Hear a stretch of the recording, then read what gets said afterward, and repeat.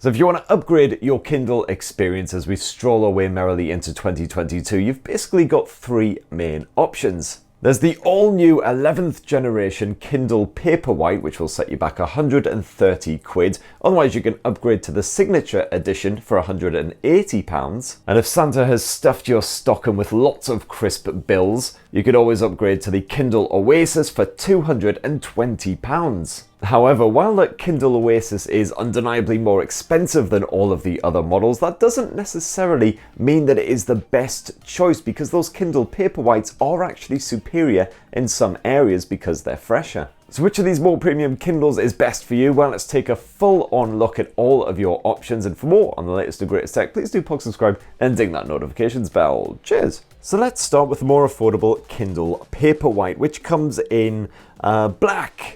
And that's basically it, just good old reliable black. I do like the soft touch rear, which feels really, really nice when the Kindle Paperwhite is resting in your palm, but it does get very, very mucky very easily. This is the Signature Edition. I've literally had it about a week and already you can see it's covered in crud, and I tried to give this thing a really good wipe to make it a little bit nicer for you fine folk at home, but it didn't really work. With the Kindle Oasis, you've got a choice of two paints of court, either graphite or gold, and you've got a smooth hard surface here compared with the soft touch finish on the Paperwhites. It certainly looks a lot more premium, and it is much better at resisting dirt and grease and other scuffy horribleness compared with the Paperwhites. And as you can see here, it's not a symmetrical design on the Kindle Oasis. It is actually weighted towards one of the edges to make it quite comfortable to clutch like you would an actual book. And I've personally found that it's very comfortable to clutch even for an hour or two at a time. And of course, you've got the physical page turning buttons over there on the fat edge of the Oasis,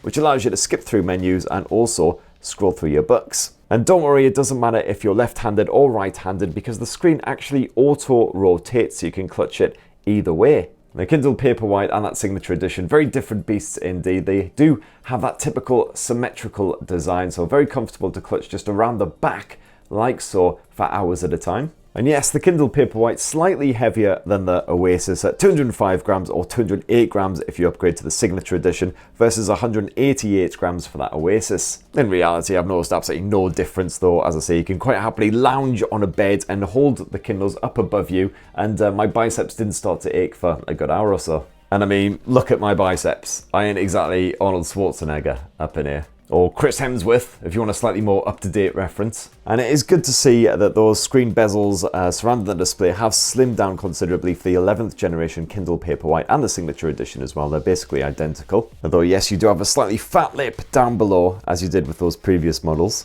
And all three of these more premium Kindles are IPX rated, and in normal speak, that basically means they can tolerate being plunged underwater to depths of around 2 meters for about half an hour or so, so definitely no worries if you accidentally drop them in the bathtub or whatever. Now there are some differences in the screen tech between the Kindle Paperwhites and the Kindle Oasis, although there's not exactly much of a gap between them. It is an ink display on both as usual. You've got a 6.8-inch display on the Kindle Paperwhite and the Kindle Paperwhite Signature Edition. That's boosted ever so slightly to a 7-incher here on the Kindle Oasis. It's a 300 pixel per inch resolution on all three, so even when you bump it down to the tiniest font, that text remains absolutely pin sharp. And meanwhile, any photos or illustrations that might be in your book will also be just as crisp. And that sharp resolution is great news if you happen to enjoy the occasional graphic novel as well, because as I say, those illustrations, the actual visuals remain pin sharp, and even teeny tiny little speech bubbles when you go back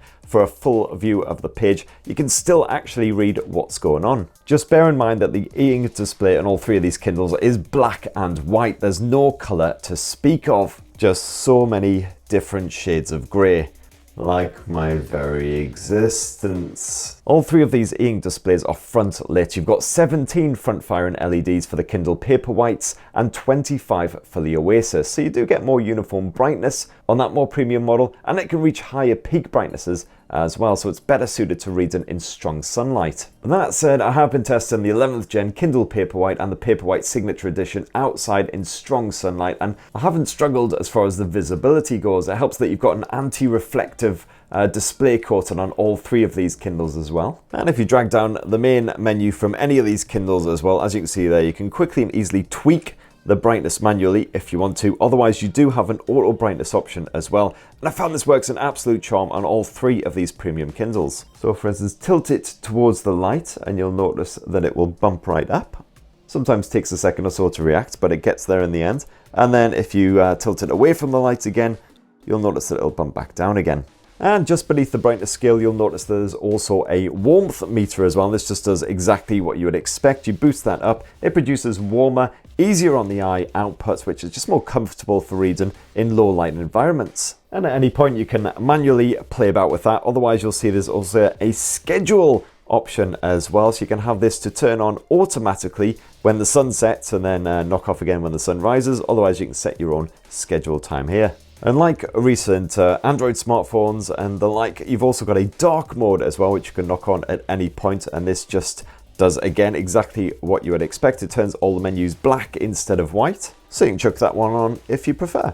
And again, all of these options available on both the 11th gen Kindle Paperwhite and Signature Edition and the good old Kindle Oasis. Now, the Kindle UI has actually been spruced up by Amazon recently to make it a little bit more user-friendly. It's easier to dive straight into your library and just ignore all of Amazon's recommendations of more books you might want to buy. You could also quickly and easily jump into your most recent book with a quick tap down here like so. There's quite a few other changes scattered throughout the UI as well, but it's basically the same experience on both the Kindle Oasis and the Kindle Paperwhite. And all of the great features that you know and love are still on board. So for instance, you can fast access the Kindle store just by tapping this little shopping cart up top. When you're actually reading a book, you've got a couple of different menus you can pull onto screen. So if you tap up near the top end, for instance, you can fast access the likes of the fonts, change up exactly how your book is displayed. You could also perform a quick search within any book as well. I found that's particularly handy if, for instance, a character crops up who you maybe haven't seen for a couple of chapters and you just can't remember who the bloody hell they are. And of course, if you swipe up from the bottom, you can fast access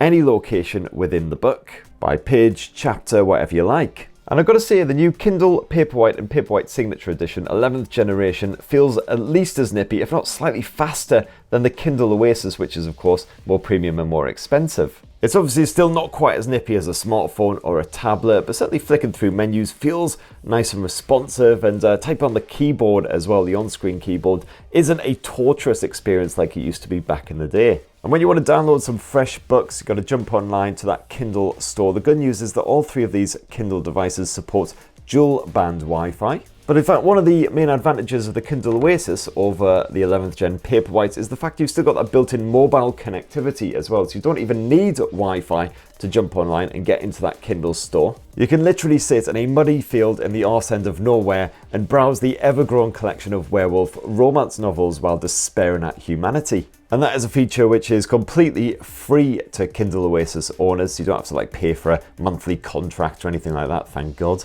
As for your storage space, where you've got 8 gigs on the standard 11th gen Kindle Paperwhite, that is upgraded to 32 gigabytes on the Signature Edition. And then you've got a choice of either 8 or 32 on that Kindle Oasis. Now, if you just want to be carrying around a big collection of standard Kindle fiction novels, well, that's absolutely fine. 8 gigs will suit you down to the ground. But, however, if you want to mix things up with some audiobooks, some graphic novels, maybe some books with lots of illustrations in, things like travel books and cookbooks, then you might want to upgrade to that 32 gigs because you'll find that 8 gigs does fill up rather fast. And sadly, there's no microSD memory card support on any of these Kindles, not the Signature Edition of the Oasis or anything, so you can't expand that storage. If you do fill up, you'll just have to delete all books that you don't want anymore. As for battery life, well, that is one area where the fresh new 11th gen Kindle Paperwhites are definitely superior again to that Kindle Oasis. So the Paperwhites both offer up to 10 weeks of battery life, according to Amazon's own quotes, whereas you get up to 6 weeks on the Kindle Oasis. And as always, of course, these estimates are very, very optimistic indeed. Maybe if you only read for about 10 minutes a day, you'll get those sort of 10 and 6 weeks. I found personally, though, the battery drain is definitely slower on those Kindle Paperwhites, and if you're going to be reading for about an hour or so a day,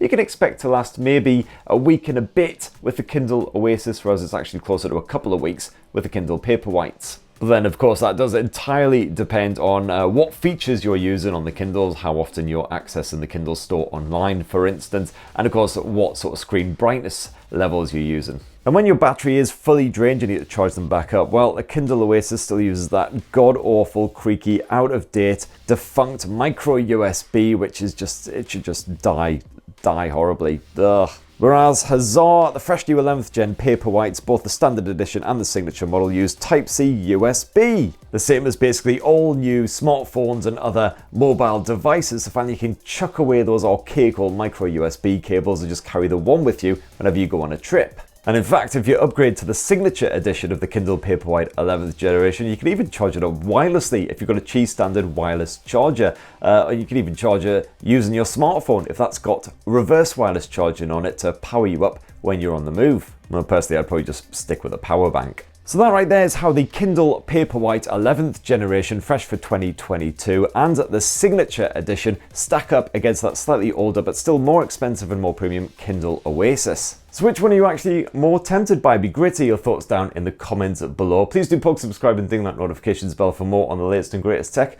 And have yourselves a fantastic rest of the week. Cheers everyone, love you.